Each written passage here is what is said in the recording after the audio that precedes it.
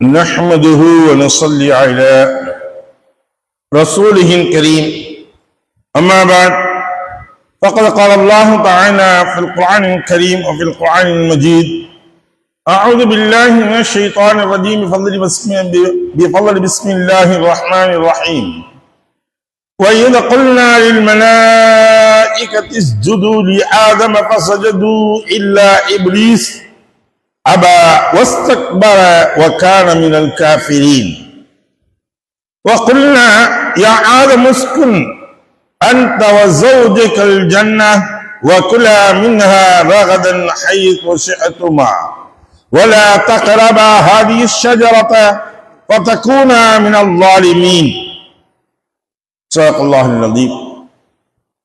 அருமைக்குரிய சகோதரர்களே பெரியவர்களே, நேற்று வரை நாம் பார்த்து வந்த வசனங்களில் அல்லாஹு தஆலா குறிப்பிட்டது, பின்னர் ஆதமுடைய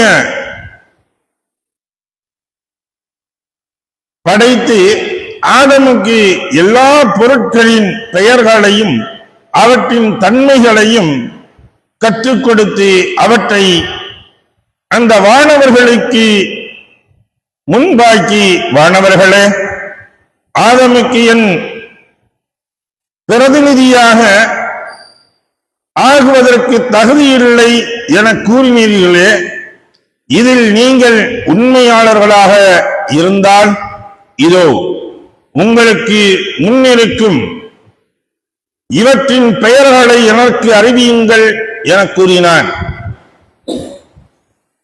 அவ்வாறு அறிவிக்க முடியாமல் அவர்கள், இறைவா, அல்லாஹ்வை நோக்கி, நீ மிக தூய்மையானவன், நீ எங்களுக்கு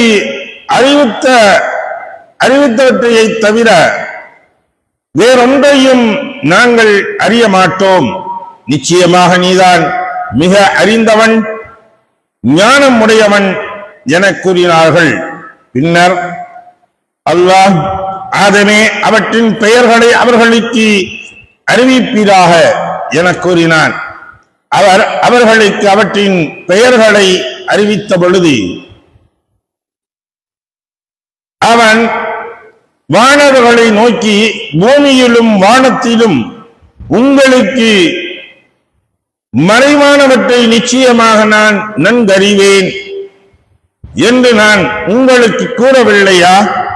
ஆகவே நீங்கள் ஆதமை பற்றி வெளிப்படையாகவும் மறைமுகமாகவும் கொண்டிருந்த எண்ணங்களை நிச்சயமாக நான் நன்கு அறிவேன் என்றான். இந்த உரையாடல்கள் எல்லாம் முடித்ததற்கு பின்னால் அல்லாஹு தஆலா நபீனா ஆதம் அலைஹிஸ்ஸலாத்து வஸ்ஸலாம் அவர்களை நோக்கி அல்லாஹ் சொன்னான், அல்லாஹ் படைச்சு வச்சிருந்தான் ஆதம் அலைஹிஸ்ஸலாத்து வஸ்ஸலாம் அவர்களை. இதற்கு முன்னால் வரை ரூஹானியத்தான ஒரு பேச்சுக்கள் நடந்து கொண்டிருந்தது. இப்பொழுது அல்லாஹ் தஆலா ஆதமை மண்ணில் இருந்து படைக்கப்பட்டான். இன்னும் வேறொரு இடங்களில் அல்லாஹ் குறிப்பிடும் பொழுது, நம்முடைய கரங்களினால் ஆதமை நாம் படைத்தோம் என்பதாக சொல்லி காட்டுகின்றான்.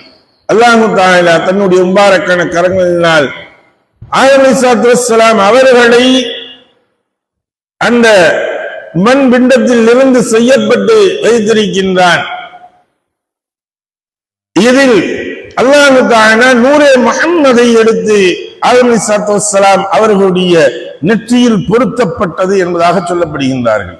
வரலாற்று ஆசிரியர்கள் குறிப்பிடும் பொழுது சொல்கின்றார்கள், இந்த வசனத்திற்குரிய விளக்கங்களை சொல்லும் பொழுது, நாம் சொன்னோம் மலாயிகத்தி மலக்குகளுக்கு எப்படி நீங்கள் சுஜூது செய்யுங்கள், யாருக்கு? ஆதம் அலைஹிஸ்ஸலாத்து வஸ்ஸலாம் அவர்களுக்கு சுஜூது செய்யுங்கள் என்று அல்லாஹ் தஆலா கட்டளையிட்டார். சஜ்தா செய்யுமாறு ஆதம் அலைஹிஸ்ஸலாத்து வஸ்ஸலாம் அவர்களுக்கு அல்லாஹ் கட்டளையிட்டார். அப்ப அந்த கட்டளை, அந்த சுஜூது என்பது இந்த நாம் இப்போது தொழுகையில் செய்யக்கூடிய சுஜூதானா அது கிடையாது. தொழுகையில் செய்யக்கூடிய சுஜூது என்பது இந்த இடத்துல சுஜூது என்று சொன்ன உடனே தொழுகைக்குரிய சுஜூதில் உள்ள ஷர்த்துகள் அனைத்தும் அதில் அடங்குமானா அடங்காது. நம்ம தொழுகைக்குரிய சுஜூதுல ஷர்த்துகள் என்ன? 8 உறுப்புகள், குறைந்தது 7 உறுப்புகள் தரையில் பட்டே தீர வேண்டும், கிப்லாவை முன்னோக்கி இருக்க வேண்டும், ஒழுவுடன் இருக்க வேண்டும். தொழுகையில் இருக்கக்கூடிய சமயங்களில் சஜ்ஜா செய்யலாம் அப்படின்னா, அல்லது குர்ஆனுடைய வசனங்கள் ஓதிட்டு வர சஜ்ஜாவுடைய ஆயத்துகள் வருதுன்னா எப்படி வேணாலும் இருந்து சஜ்ஜா செஞ்சிருப்பாங்க, அது சஜ்ஜாவாக ஆகாது. அது என்ன செய்யணும்? அவர் ஒழுவோட இருக்கணும். முதல்ல சஜ்ஜா செய்யறதுக்கு அவர் ஒழுவோட இருக்கணும். இரண்டாவது, இவர் சஜ்ஜாவின் போது 8 உறுப்புகள் இந்த பூமியில் பட வேண்டும். 2 காலினுடைய பெருவிரல்கள், 2 காலினுடைய மொட்டிகள், 2 கையினுடைய பாதங்கள், அதுக்கு அடுத்தபடியாக நெற்றி, மூக்கு. மூக்கு பட முடியலன்னா பிரச்சனை இல்லை, நெற்றி கண்டிப்பாக இவருக்கு பட வேண்டும். இந்த உறுப்புகள் கண்டிப்பாக சஜ்ஜாவில் இருக்க வேண்டும். அந்த சமயத்தில் இவர் கிப்லாவை முன்னோக்கி இருக்க வேண்டும். இதுதான் தொழுகைக்குரிய ஷர்த்து. இதுதான் தொழுகையில் செய்யக்கூடிய அல்லாஹ்விற்கு சிரம்படிதல் என்பது, சஜ்ஜா என்பது இதுதான்.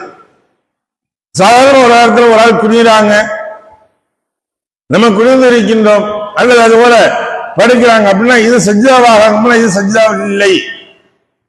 அப்ப இங்க அல்லாஹ் தஆலா ஆதம் அலைஹிஸ்ஸலாத்து வஸ்ஸலாம் அவர்களுக்கு மலக்குகளை சஜ்ஜா செய்ய சொன்னான் என்பது மரியாதை செலுத்த சொன்னான் என்பதுதான் அர்த்தம். அவர்களுக்கு கண்ணியம் செலுத்த சொன்னான். ஏன்? அந்த இடங்களில் அல்லாஹ் தஆலா அது வெறும் மண் பிண்டம் தான். ஆதம் அலைஹிஸ்ஸலாத்து வஸ்ஸலாம் அவர்களை படைச்சு வச்சிருக்கிறது இப்ப கொடுத்து உயிர் பித்து எடுத்து எழுத வைக்கல, அங்க மண்பிண்டமாக செஞ்சு வைக்கப்பட்டிருக்கு. இப்ப இதற்கு நீங்கள் சஜ்ஜா செய்யுங்கள் என்பதாக அல்லாஹ் சொல்றார். ஏன் அப்படின்னா அங்கே அல்லாஹ் தன்னுடைய நூரை முஹம்மதை எடுத்து பொருத்தப்பட்டான். அவர்கள் சஜ்ஜா செய்தது யாருக்கு? ஆதம் அலைஹிஸ்ஸலாத்து வஸ்ஸலாம் அவர்களுக்கு என்பதாக சொல்லுவோம். ஆனால் உண்மையில் அது நூரை முஹம்மதிற்கு சஜ்ஜா சொன்னது. இதுதான் அகீதாவுடைய முக்கிய புள்ளியாக இருக்கு. சுன்னத் ஜமாத்துடைய அகீதால இதுதான் நமக்கு முக்கியமா வழங்கக்கூடியது. என்ன? சஜ்தா என்பது எப்படி செய்யறது, சஜ்தா என்பது எது? ஆதம் அலைஹிஸ்ஸலாத்து வஸ்ஸலாம் அவர்களுக்கு சஜ்தா செஞ்சது என்ன? எல்லாமே சஜ்தாவாக ஆகிறாது. சும்மா சாதாரண ஒரு மனிதன் வந்து நெற்றியை வச்சுட்டு வர்றா, ஒரு செவுத்துல முட்டிட்டு வர்றா அப்படின்னா இது சஜ்தாவாகும்னா இது சஜ்தா இல்லை. அப்ப இங்க ஆதம் அலைஹிஸ்ஸலாத்து வஸ்ஸலாம் அவர்களுக்கு சஜ்தா செஞ்சாங்க. சொன்ன உடனே என்ன செஞ்சாங்க? மலக்குகள் எல்லாம் சஜ்ஜா செஞ்சாங்க. இல்லா இப்லீஸ், இப்லீஸை தவிர பாக்கி ஏனைய மலக்குகள் எல்லாம் சஜ்ஜா செய்தார்கள். இப்லீஸ் சஜ்ஜா செய்யல. ஏன்? அவன் சொன்னது என்ன?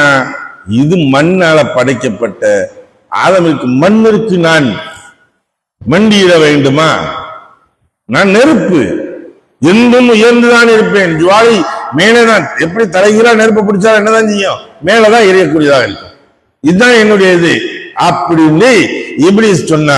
அபா வஸ்தக்பர, அவன் அந்த பெருமை கொண்டான். நான் தான் உயர்ந்தவன், இந்த மலக்குகளவே நான் தான் ஓதி கொடுக்கிறேன், இந்த மலக்குகளுக்கு ஆசானாக இருக்கிறேன் நான் தான்.